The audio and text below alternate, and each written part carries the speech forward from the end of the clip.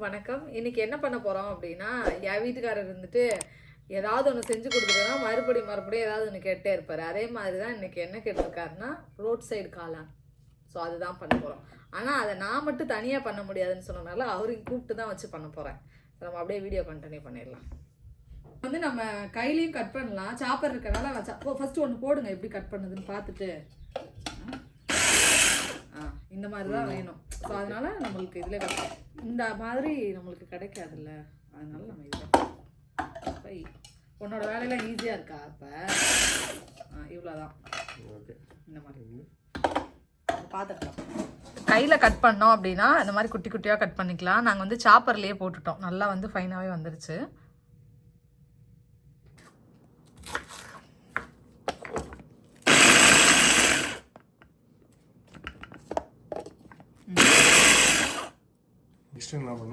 இப்போ வந்து இதில் மைதா, கார்ன்ஃப்ளவர், காஷ்மீரி சில்லி, இஞ்சி பூண்டு விழுது. இதில் கூட போட்டுக்கலாம், நம்ம அந்த இதுலேயும் கூட போட்டுக்கலாம். ஸோ இதை வந்து நான் கலந்துட்டு சும்மா வந்து இந்த ஆனியன் பஜ்ஜிலாம் போடுவோம்ல, அந்த மாதிரி போட்டு பொரிச்சு எடுத்துக்கலாம். ஃபஸ்ட்டு கார்ன்ஃப்ளவரும் மைதா மாவும் ஆட் பண்ணிக்கலாம். இதில் வந்து இஞ்சியும் பூண்டு வந்து துருவி கூட சேர்த்துக்கலாம். நான் வந்து பேஸ்ட்டாகவே ஆட் பண்ண போகிறேன். ஃபஸ்ட்டு கார்ன்ஃப்ளவர் குவான்டிட்டிக்கு ஏற்ற மாதிரி நம்ம கார்ன்ஃப்ளவரும் மைதா மாவும் ஆட் பண்ணிக்கலாம். 3 டேபிள் ஸ்பூன் கார்ன்ஃப்ளவர், 4 கூட ஆட் பண்ணிக்கிறேன். 4 டேபிள் ஸ்பூன் மைதா, 4 டேபிள் ஸ்பூன் கார்ன்ஃப்ளவர் ஆட் பண்ணிக்கோங்க. 4. ஸோ 4 ஆட் பண்ணியிருக்கேன். இது கூடவே கலருக்காக பார்த்தீங்க அப்படின்னா Kashmiri red chilli powder add பண்ண போகிறேன். ரெட் சில்லி பவுடர், அப்புறமா ஜிஞ்சர் கார்லிக் பேஸ்ட். அதான் இது வந்து நீங்கள் துருவி கூட சேர்த்துக்கோங்க. ஒரு 2 டேபிள் ஸ்பூன் கிட்ட. மிக்ஸ் பண்ணுவாங்க. உப்பு போடணும் இதில். இதுக்கு தேவையான உப்பு சேர்த்துட்டு கலந்துக்கலாம்.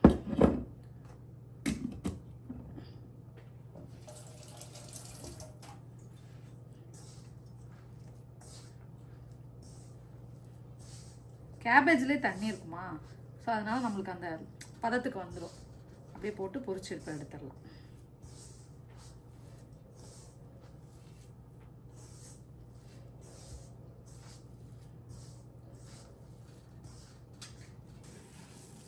வந்து நல்லா வந்து கலந்தாச்சு இல்லையா?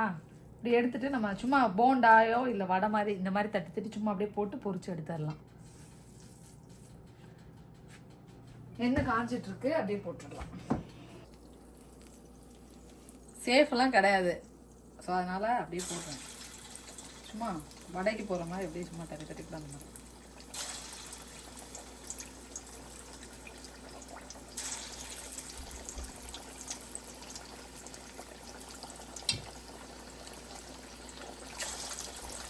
நான் வந்து மெதுவடை போடுற மாதிரி தட்டி போடுறேன். ஏன்னா நல்லா வந்து வேகும்.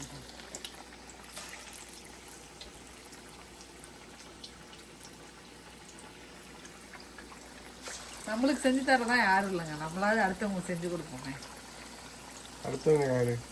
அடுத்தவங்க தான் எல்லாருமே அடுத்தவங்க தான். நான் எனக்கு வந்து சமைக்கிறது ரொம்ப பிடிக்கும். சமைச்சு கொடுத்து மற்றவங்க சாப்பிட்றது இன்னும் ரொம்ப பிடிக்கும். ஆமாம் தானே சிவா? நான் ஏன்னா நிறைய பண்ணுவேன்ல எப்பவுமே. அது இப்போதான் போட்டது. இது முன்னாடியே போட்டுருக்கேன். சொல்லலாமா?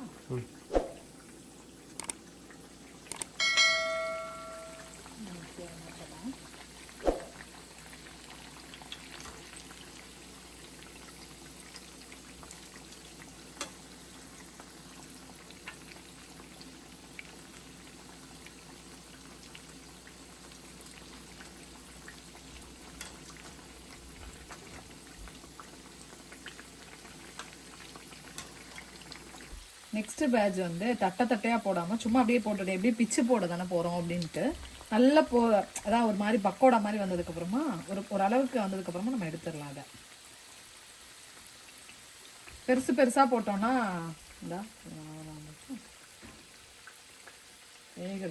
அப்படி சாப்பிடலாம் போலயே. பக்கோடா மாதிரி எல்லாமே இருக்குல்ல, உப்பு இருக்கு, கொஞ்சம் காரம் மட்டும் இருக்காது. ஏன்னா இதில் வேணும்னாலும் சில்லி பவுடர் ஆட் பண்ணிக்கலாம். நான் வந்து காஷ்மீரி சில்லி மட்டும் தான் ஆட் பண்ணியிருக்கிறேன். இதில் மாதிரி எல்லா பேட்சையும் போட்டுட்டு நான் உங்களுக்கு காட்டுறேன். பொரிச்சு எடுத்துட்டு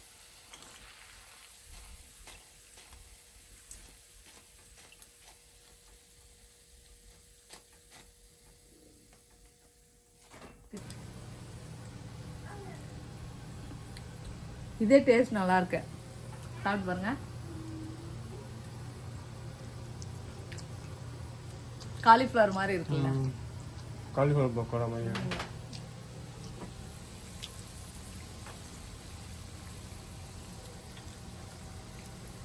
எல்லாத்தையும் பொரிச்சு முடிச்சாச்சு.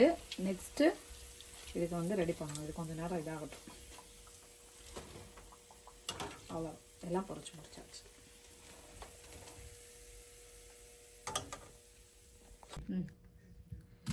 நெக்ஸ்ட்டு ஆனியன் கட் பண்ணிக்கலாம்.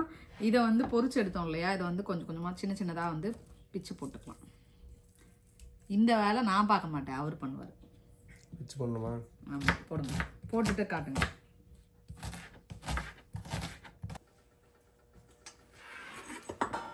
இப்போ எண்ணெய் ஊற்றிட்டு அதில் ஆனியன் போட்டுக்கலாம்.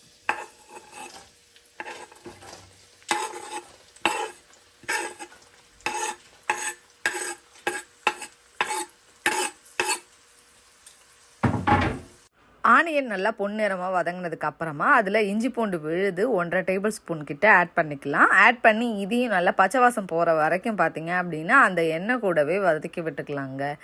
இஞ்சி பூண்டு விழுது நீங்கள் ஆல்ரெடி அதில் ஆட் பண்ணியிருப்போம், பட் இதுலேயும் ஆட் பண்ணும்போது டேஸ்ட் இன்னுமே நல்லாயிருக்கும். வெங்காயம் வந்துட்டு லைட்டாக ப்ரௌன் ஆனதுக்கப்புறமா இஞ்சி பூண்டு விழுது ஆட் பண்ணிக்கோங்க. சேர்த்து கலந்து விட்டுட்டு நெக்ஸ்ட்டு ஸ்பைசஸ் தான் ஆட் பண்ண போகிறோம். ஸோ அதனால அடுப்பை நான் கம்மி பண்ணி வச்சுக்கிறேன். ஸ்பைசஸ் பார்த்தீங்க அப்படின்னா 1 டேபிள் ஸ்பூன், அதாவது நம்மளுக்கு காரத்துக்கு தகுந்த மாதிரி வரமிளகாத்தூள், அடுத்து கரம் மசாலா, மஞ்சத்தூள் கொஞ்சமாக.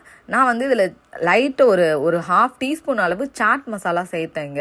அதுக்கப்புறமா கலருக்காக காஷ்மீரி சில்லி, இதெல்லாம் சேர்த்து நல்லா கலந்து விட்டுருங்க. கலந்துட்டு இதில் வந்துட்டு நீங்கள் தக்காளி கூட ஒரு சில பேர் சேர்க்குறாங்க, ஆனால் நான் வந்து தக்காளி சேர்க்கலை. அதுக்கு பதிலாக டொமேட்டோ சாஸ் வந்து சேர்த்துருந்தேன். அப்படி இல்லை உங்கள்கிட்ட டொமேட்டோ சாஸ் கிடையாதுன்னா நீங்கள் தக்காளியை வந்து நல்லா ஃபைனாக அடித்து அந்த பியூரியை இதில் ஆட் பண்ணிக்கோங்க. இது கூடவே 1 கொத்து கருவேப்பிலையை இந்த மாதிரி நல்லா கிள்ளிட்டு ஆட் பண்ணிக்கிறேன். சேர்த்து நல்லா கலந்து விடுங்க. அடுப்பை சிம்மில் வச்சுருங்க, இல்லைன்னா நம்ம ஸ்பைசஸ் எல்லாம் போட்டிருக்கனால ஃபுல்லாக வந்து பிடிக்க ஆரம்பிச்சிடும். ஸோ கலந்து விட்டுட்டு அதுக்கப்புறமா நம்ம சாஸஸ்லாம் ஆட் பண்ணிக்கலாம். சோயா சாஸ் வந்து ஒரு 4 டேபிள் ஸ்பூன் கிட்ட எடுத்திருந்தேன். அது கூடவே 4 டேபிள் ஸ்பூன் சில்லி சாஸும் எடுத்திருந்தேன். அதையும் சேர்த்துட்டு நல்லா வந்து கலந்து விட்டுறலாம். அடுப்பை வந்து இந்த சாஸஸ்லாம் சேர்க்கும் போது சிம்லேயே வச்சுக்கோங்க. எல்லாத்தையும் கலந்தாச்சு. கலந்துட்டு கொஞ்சமாக தண்ணி சேர்த்துருக்கேங்க. தண்ணி சேர்த்துட்டோம் அப்படின்னா இந்த மாதிரி தான் இருக்கும். கொதிச்சுட்ருக்கு பாருங்கள், லைட்டாக வந்து கொதிக்குதா. இப்போ வந்து இன்னும் கூட நம்ம 1 டம்ளருக்கு மேலே தண்ணி சேர்த்துட்டு அதுக்கப்புறமா இதில் கார்ன்ஃப்ளவர் கரைச்சி சேர்க்க போகிறோம். அவ்வளோதான். இதில் சால்ட்டு பார்த்துக்கோங்க, சால்ட் இல்லைன்னா கொஞ்சமாக ஆட் பண்ணிக்கோங்க. நெக்ஸ்ட்டு அதுக்கப்புறமா கார்ன்ஃப்ளவர் ஒரு 3 டேபிள் ஸ்பூன் கிட்ட எடுத்து தண்ணி நல்லா விட்டு கரைச்சி வச்சுருக்கிறேன். அதை இது கூட ஆட் பண்ணிக்கலாங்க. ஆட் பண்ணிவிட்டு நல்லா கலந்து விடுங்க. சால்ட்டு பத்தலைன்னா சால்ட்டு சேர்த்துக்கோங்க. காரம் உங்களுக்கு கம்மியாக இருக்க மாதிரி தெரிஞ்சிச்சுன்னா சாஸ் வந்து சேர்த்துக்கோங்க. நான் வந்து எனக்கு கொஞ்சம் காரம் கம்மியாக இருக்க மாதிரி இருந்தது, சில்லி சாஸ் வந்து கொஞ்சம் ஆட் பண்ணியிருக்கிறேன்.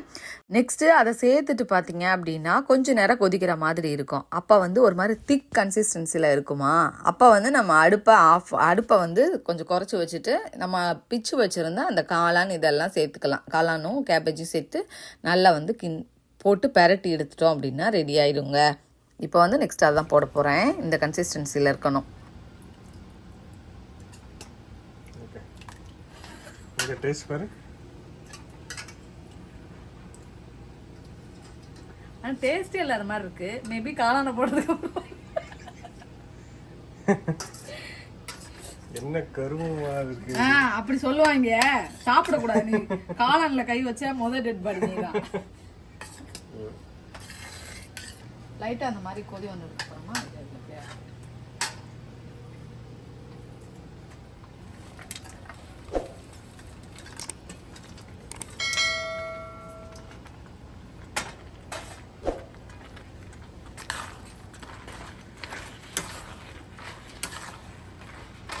வந்துருச்சா இல்லையா?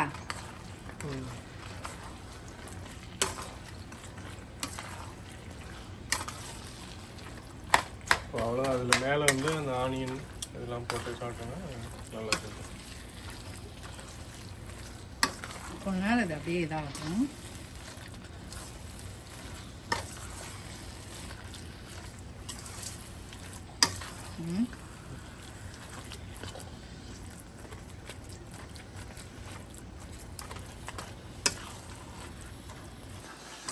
காளான் வந்து நல்லா சாஃப்ட் ஆகிற மாதிரி இது பண்ணிட்டோம் அப்படின்னா, ஏன்னா பொரிச்சோம் இல்லையா, கிறிஸ்பி இல்லாமல் லைட் நல்லா வந்து சாஃப்ட் ஆகிற மாதிரி இருக்கணும். ஸோ அந்த ஸ்வீட்டை நம்ம ஆஃப் பண்ணிக்கலாம். இப்போ பார்க்க நல்லா இருக்கும். காளானில் கை வைக்க கூடாது. இதுக்கு மேலே ஒரு கொஞ்சமாக ஆனியன் அப்புறமா கொரியாண்டர்லாம் தூவி சாப்பிடும்போது டேஸ்ட் ரொம்பவே நல்லாயிருக்கும். வீட்டில் நம்ம எக்ஸ்ட்ரா ஏதாவது சால்னா அந்த மாதிரி பண்ணாலும் ஊற்றி சாப்பிட்றதுக்கு டேஸ்ட் நல்லாயிருக்கும். ட்ரை பண்ணி பாருங்கள். நான் இந்த காளானுக்கு மேலே கொஞ்சமாக ஆனியன், கொரியாண்டர் அப்புறமா கார்ன் இதெல்லாம் சேர்த்து சாப்பிட்டேங்க. டேஸ்ட் ரொம்பவே நல்லா இருந்தது. கண்டிப்பாக நீங்களும் இந்த காளான் ரெசிப்பியை உங்கள் வீட்டில் ட்ரை பண்ணி பாருங்கள். ரெகுலராக சாப்பிட முடியலனாலும் எப்போவாது பண்ணி சாப்பிடும்போது நல்லாயிருக்கும். ஸோ ட்ரை பண்ணிவிட்டு எப்படி இருந்துச்சு அப்படின்னு சொல்லிட்டு கமெண்ட் பண்ணுங்கள். என்னோட முன்னாடி வீடியோஸையும் போய் பாருங்கங்க எப்படி இருக்குது அப்படின்னு சொல்லிட்டு. உங்களோட சப்போர்ட்டை தொடர்ந்து கொடுத்துட்டே இருங்க. நெக்ஸ்ட்டு ஒரு சூப்பரான வீடியோவில் பார்க்குறேங்க. பாய்.